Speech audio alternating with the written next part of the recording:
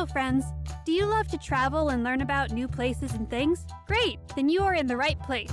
Join Jasmine the cat and Gracie the tortoise as they have fun exploring the USA, the world, and beyond.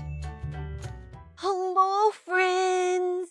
It's Jasmine, the jazzy gray cat, here with my bestie Gracie, the super smart tortoise. Say hi, Gracie. Greetings, my good friends. Gracie here.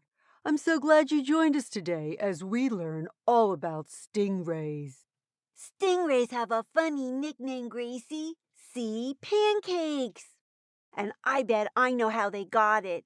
They look like flat fish. So when they're floating through the ocean, they do kind of look like pancakes. I wonder if a whale sat on them. Jasmine, I think that's just the way they were created. Well, anyway, I am so excited to go over to the Ray's touch pool. We might even be able to touch one. Very gently, of course. That's right, but we need to know more about rays before we meet some. Let me start. Stingrays are fish. That may surprise you, Gracie, because they really don't look like fish, because their bodies are wide and flat. See pancakes, remember? They're also related to sharks and have cartilage instead of bones. You remember, cartilage is what human noses and ears are made out of. I do remember, Jasmine. Stingrays have a flat, round shape that comes with wide fins that are along the length of their body. These fins help them seem to glide or fly through the water. You will find the eyes on the top of its head, but the mouth, nostril, and gill slits are on the underside. They don't have good eyesight and use electric current to find things. Rays have special sensors in gel-filled holes on their faces. The scientific name for this handy feature is called ampullae of Lorenzini and works by picking up electrical signals that are given off by other creatures. That is electrifying! Stingrays like to spend their days playing and hiding in shallow, warm water near the shore. They hide in sand to stay safe from sharks or to surprise their lunch. That is easy for them to do because they are the same color as the mud or the sand. Their favorite foods are oysters, shrimps, crabs, and mussels. When they find dinner, stingrays pulverize their food using super strong jaws. But even though they look like flying saucers gliding through the water, watch out! Their tails are weapons. Stingrays have a spine in their tail that has very sharp points called barbs and edges that are notched. The barbs are like fish hooks, and once the hooks are in an animal, poison goes in too. That's true, Gracie, but we don't have to worry about stingrays. They don't really try to hurt people. It only happens when a person steps on them, and I can understand that. Who wants to be stepped on? You know, they're just floating around in the water, and then some foot tries to flatten them. Ouch! While the venom causes really bad pain, it isn't deadly to people. So, to avoid this happening, when you're in the ocean, just do a shuffle dance with your feet. The sound and the moving bothers the rays, and they'll leave. Great information to have on hand, Jasmine. Stingrays have babies once a year, giving birth to between 2 and 6 at a time. When a baby is born, it looks like a miniature adult and is already able to take care of itself. Okay, now we know about stingrays. Let's each pick a favorite. I picked the cow nose, since it's the one we're going to see. And it has a super funny name. It's called a cow nose because its snout is square with dents in it that make it look like a cow's nose. Their body is shaped like a kite, with the wings being up to 4 feet wide, and they can weigh 50 pounds. Their tail is 2 times as long as their body. They like to swim together really far in big groups of up to 10,000, called a fever.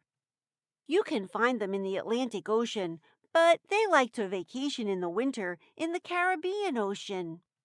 Since the cownose likes to swim near the top of the water, the tips of the wings sometimes stick out. When this happens, they're mistaken for sharks. Totally mistaken identity. I hope it doesn't hurt their feelings. The cownose in the touch pool have their spines clipped by the vet staff, just like getting your fingernails clipped, so we don't have to worry about getting stung. Well, that is a load off my mind. Time for my stingray. I like the blue-spotted ribbon-tail. Ooh, Gracie, I love that name. I bet it is beautiful. Yes, it is rather lovely. It's one of the smaller rays, only about 14 inches in width. Blue-spotted rays are smooth and have large protruding eyes, meaning that they stick up from the head, and a short, thick tail. And it's easily spotted by the lovely electric blue dots on its yellowish body. They live in the tropical coral reefs of the Indian and Pacific Oceans. Unlike most rays, they don't like to burrow in the sand and usually just swim away from danger. Ooh, Gracie, they sound gorgesso. Will we see them here at the aquarium? No, Jasmine, we won't. The blue-spotted ray doesn't like to live in captivity. Unfortunately, because of its small size and pretty markings, it is often captured and put into home aquariums. But once in them, it usually becomes very homesick for the open seas and will die. Oh no, that is awful. Wild creatures should be able to live where they're most happy, in the wild. It's not very nice to take them from their homes. I do know that a lot of the animals that live here in the aquarium were either born here or were rescued because they were injured and can no longer survive in the wild. And unfortunately, like lots of the other animals we are studying, stingrays are also endangered. So sad. It certainly is. Now we're here at the touch pool, Jasmine. Are you ready to see those cow-nosed rays? I sure am. Look, I see one. It does look like it has a cow's nose. So silly. We have to be very gentle when touching them. Kids can only use 2 fingers, and I will make sure I keep my claws in. One is coming right up to me. Oh my, it tickles as it goes by.